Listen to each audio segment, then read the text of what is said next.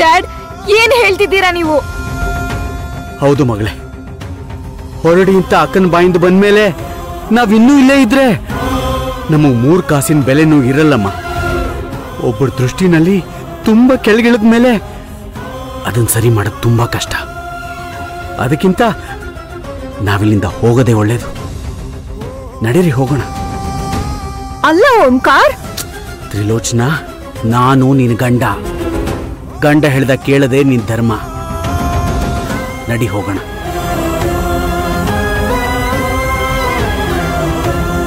ಎಲ್ರಿಗೂ ಈಗ ಸಂತೋಷ ಆಗಿರ್ಬೇಕಲ್ಲ. ಇನ್ 1 ಕ್ಷಣ ನಾವ್ಯಾರು ಈ ಮನೇಲಿರಲ್ಲ. ಹೋಗ್ತೀವಿ, ನಡೀರಿ ಓಂಕಾರ್. ಡ್ಯಾಡ್, ಬಾ ಬೇಬಿ, ಬಾ ನೀನು.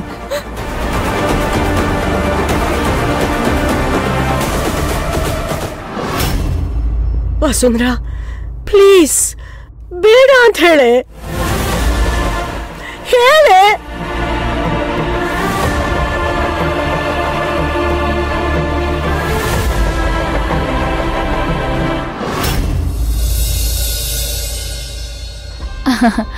ಹೌದಾ?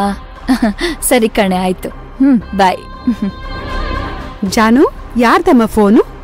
ಅತ್ತೆ, ನನ್ನ ಫ್ರೆಂಡ್ ಮೃದುಲಾ ಅಂತ. ಹೌದಾ, ಸರಿನಮ್ಮ. ಎಲ್ರೂ ಸೇರ್ಕೊಂಡು ಒಳೊಳಗೆ ಏನೋ ಮಾಡ್ತಿದ್ದಾರೆ, ಗುಟ್ಟು ಮಾತ್ರ ಬಿಟ್ಕೊಡ್ತಾ ಇಲ್ಲ. ಏನ್ ಚಾಲಾಕಿಗಳಿವ್ರಲ್ಲ. ಅತ್ತೆ, ಸೊನಾಲಿ ತುಂಬಾ ದಿನಗಳಿಂದ ಕಾಣಿಸ್ತಿಲ್ಲ.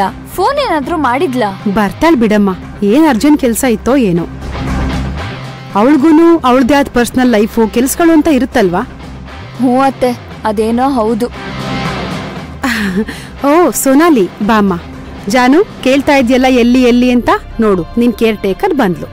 ಹಾಯ್ ಮೇಡಮ್, ನಾನಿಲ್ದೆ ನಿಮ್ಗೆ ಸ್ವಲ್ಪ ಕಷ್ಟ ಆಯ್ತು ಅನ್ಸುತ್ತೆ. ಹಾಗೇನಿಲ್ಲ ಸೋನಾಲಿ. ಮೇಡಮ್, ಮಾತ್ರೆ ಎಲ್ಲ ಕರೆಕ್ಟ್ ಟೈಮ್ ತಗೊಂಡಿದ್ದಾರ ಅಲ್ವಾ?